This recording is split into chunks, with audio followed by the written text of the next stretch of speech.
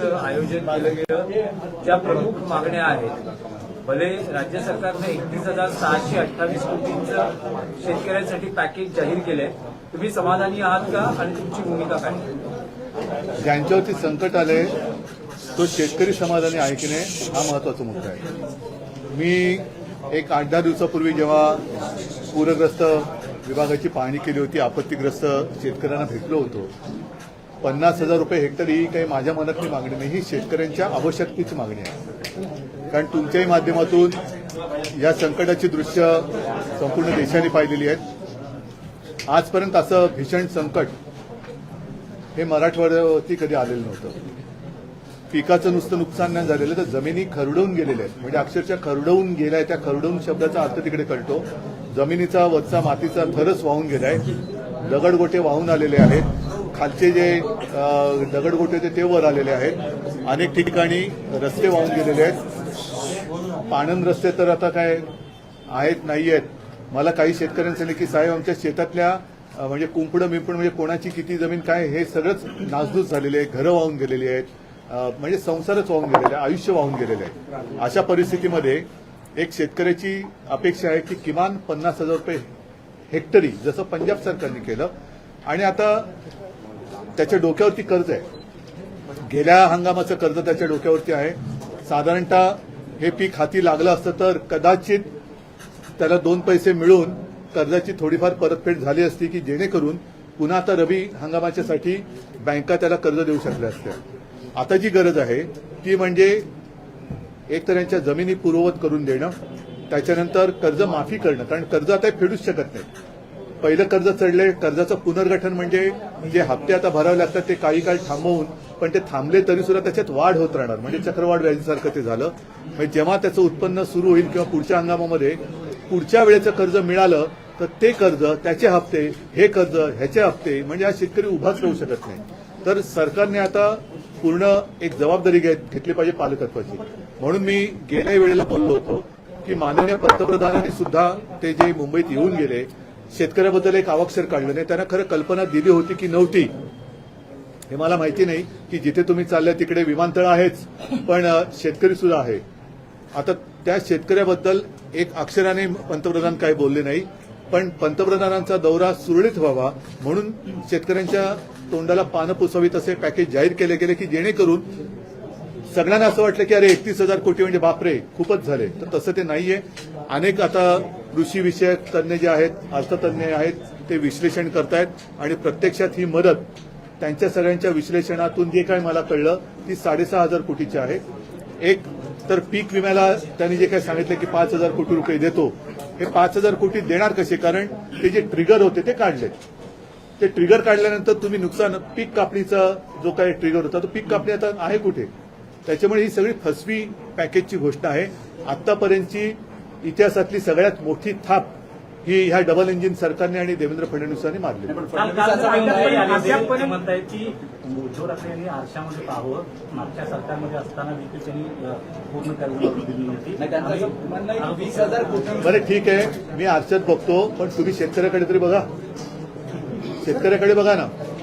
तुम्हीच जे सांगताय की मी हे मान्य करतो की आतापर्यंत कधी नव्हतं आलं एवढं भीषण संकट आहे.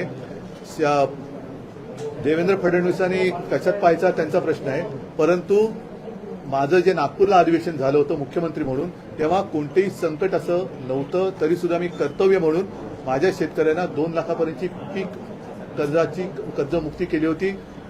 जो शेतकरी नियमित कर्ज परतफेड करतो त्याच्यासाठी 50,000 रुपये प्रोत्साहनपर राशी जाहीर केलेली आणि कालबद्ध परिस्थिती आजही त्यांनी जी 2017 साली जाहीर केलेली कर्जमुक्ती चालू आहे, अजूनही चालू आहे.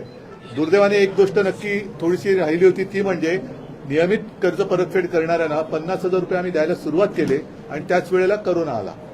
करोना सरतो न सरतो आम्ही प्रोत्साहनपर राशी द्यायला सुरुवात केली. या लोकांनी गद्दारी करून सरकार पाडलं आणि त्याची 12 वाजून. 16 लाख शेतकऱ्यांना आम्ही ते पैसे दिले, नियमित कर्ज भरणाऱ्यांना 50,000. आनंद आहे, पण आत्ताच्या मग शेतकऱ्याला तुम्ही का ना देत? आणि म्हणून मी सांगितलं ना की जर का पैशाची कमी वाटत असेल तर पीएम केअर फंडातून आणा, पीएम केअर फंडातून पैसा आणा आणि द्या ना. तुम्ही 31,000 रुपये जी काय फसवी घोषणा केली त्याच्यामध्ये जुन्या सगळ्यांचा बेरीज करून त्यांनी तो आकडा केलेला आहे.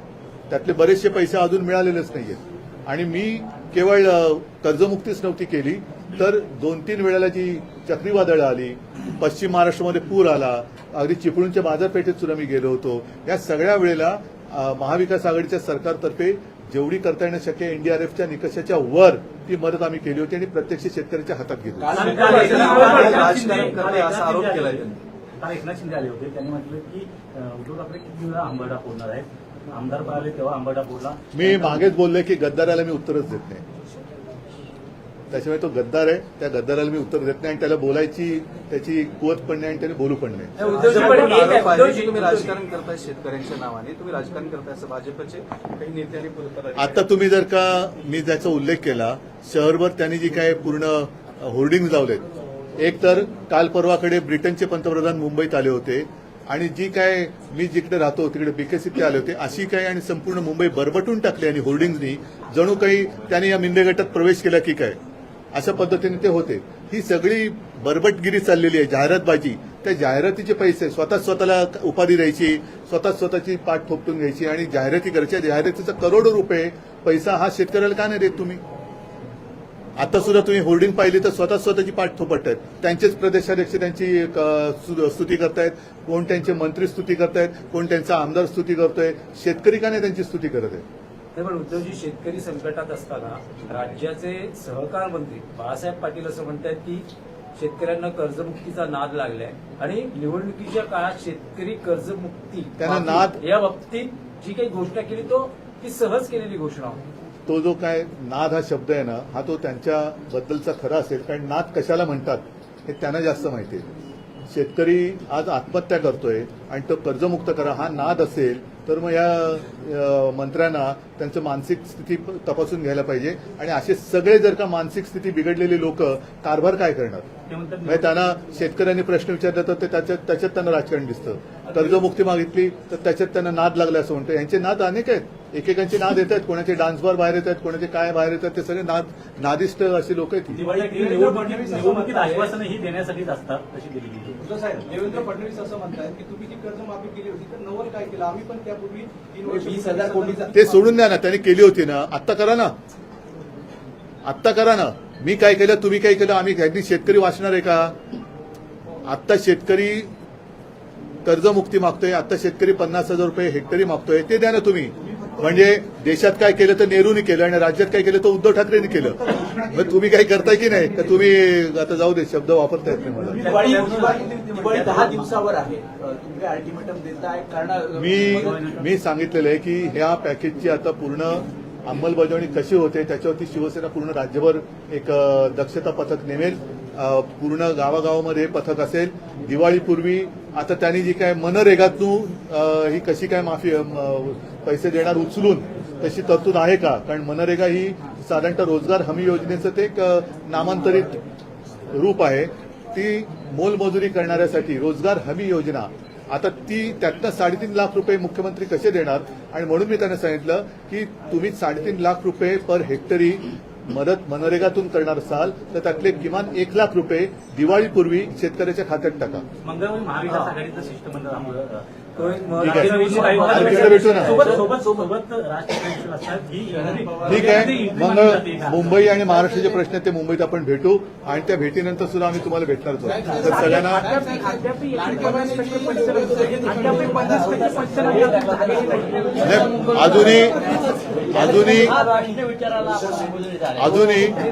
अजूनही केंद्राचं पथक इकडे आल्याचं मला तुमच्या माध्यमातून कुठेही दिसलेलं नाही. कदाचित माझ्या नजरेतनं बातमी सुटली असेल तर कृपा करून मला सांगा की केंद्राचं पथक येऊन या जिल्ह्यात या तालुक्यात या सगळ्या जमिनीची पाहणी करून गेले. आता जेव्हा पंतप्रधान इकडे आले होते त्यावेळेला हे मुख्यमंत्री आणि असंविधानिक 2 उपमुख्यमंत्री हे जाऊन त्यांना भेटून सांगायला पाहिजे होतं की आपण आलायत, आपलं स्वागत आहे, पण महाराष्ट्रासाठी विशेष पॅकेज द्या. जसं बिहारच्या निवडणुका डोळ्यासमोर ठेवून 10,000 रुपये तुम्ही केंद्रातून त्यांच्या महिलांच्या खात्यामध्ये टाकले तसे तुम्ही शेतकऱ्याला द्या. आणि माझी तर मागणी अशी आहे की पंतप्रधान हे भाजपचे नाहीत, पंतप्रधान हे देशाचे आहेत. त्यांनी केवळ एका राज्यावरती जी काही दया दाखवली आनंद आहे, मला त्याच्याबद्दल दुःख नाही किंवा कुठेही असूया नाहीये. त्यांनी पूर्ण देशातल्या महिलांच्या खात्यामध्ये 10,000 रुपये टाकावे. उद्धवजी, एक निवडणूक प्रश्न- असो वा नसो. उद्धवजी, एक प्रश्न आहे. मराठी अस्मितेसाठी उद्धव ठाकरे, राज ठाकरे एकत्र आले. तसेच शेतकरी जो संकटात आहे, या स्थितीमध्ये शेतकऱ्यांच्या मदतीसाठी राज ठाकरे आणि उद्धव ठाकरे एकत्र पाहायला मिळतील का? आता सुरुवात झालेली आहे. म्हणून मी जरी याचं नाव हंबरडा मोर्चा असलं तरी मी इशारा मोर्चा म्हटलेला आहे. आणि शेतकरी जो आक्रोश करतोय तो आक्रोश जर का या सरकारच्या कानावर पडून सुद्धा सरकारचे कान बंद झाले असेल तर ते कान उघडण्याचं काम शिवसेना करेल. नाही, नाही.